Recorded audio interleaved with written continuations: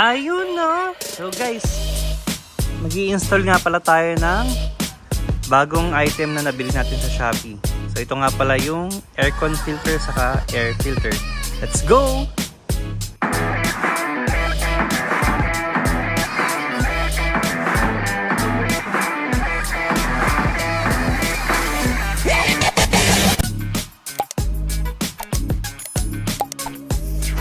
Okay, so first, syempre kailangan natin tanggalin yung ating glove box. Eto.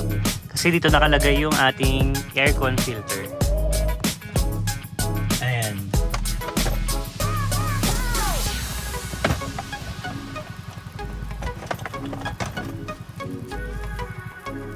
So, ito siya guys. So, may clip lang yan sa gilid. This one.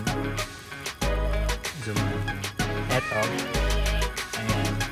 So, press nyo lang. Then, hilahin nyo lang itong cover. Then, so, always check yung orientation ng aircon filter nyo before nyo ikabit. So, ganyan siya. Okay. So, check nyo guys. Sobrang dumi na kasi nung aircon filter natin. Kaya kailangan na natin siyang palitan. So, para mas smooth yung flow ng air galing sa labas. Ayan. Then, ikabit natin itong bagong aircon filter na nabili natin sa Orange app. So, ililink ko na lang yung item na to sa description. Ayan siya guys. So, mas maputi. So, ang gagawin nyo lang is gayahin nyo lang yung orientation niya. Ganyan siya. Ganyan. Then, salpak lang natin.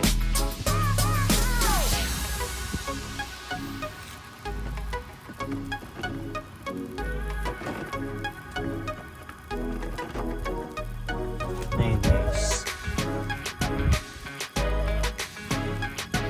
Okay. Then, siyempre, kabit natin yung cover niya.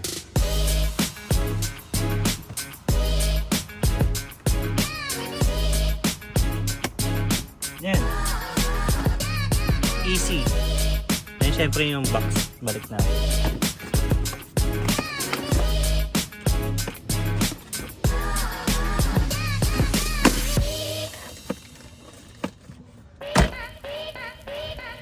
Let's go. So next, kabit naman natin tong air filter.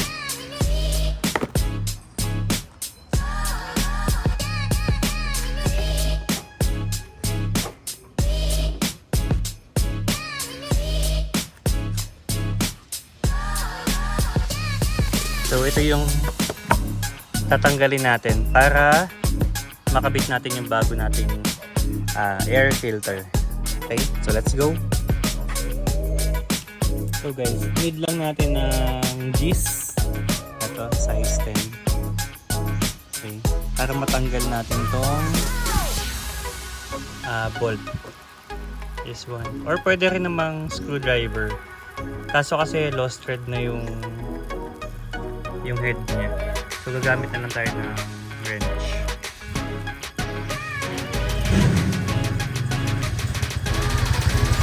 So pinip lang natin siya ng counterclockwise.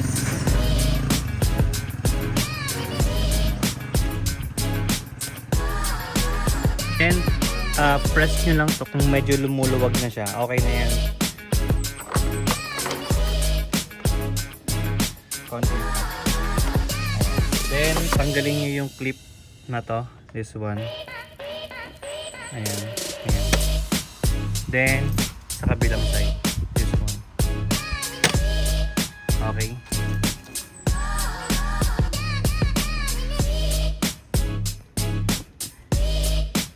Then after nyan, hilahin nyo lang to. Itong tube na to. Hila lang. Yan. Then angat nyo lang to.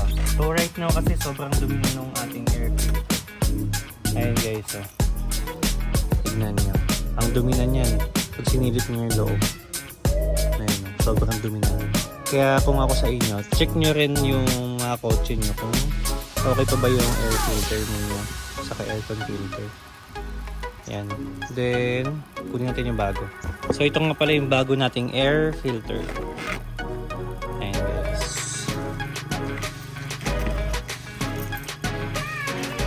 Ayan. So, mas malinis. So, para smooth yung flow ng air. Then, so, made in Japan. So, madali lang siyang ikabit. Kasalpak nyo lang siyang ganyan. So, any, ano naman yan, orientation. Ganyan lang. Okay. Then, after nyan, syempre, need natin ibalik to. Yung cover niya. So, kailangan mo lang i-shoot itong dalawa dun sa likod. Dito. So, kabit na natin. So, hawiin nyo lang tong hose. Then, salpak nyo. Then, yung clip muna. Kung paano nyo siya tinanggal. Ganon nyo rin siya. Ganon din dapat siya ibalik. Okay. Yung clip, sabihin, yan ito. Yan yung clip niya. Then, of course, yung hose.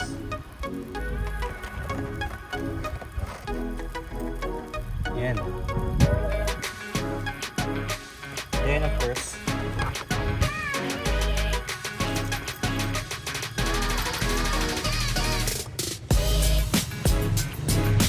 so clockwise.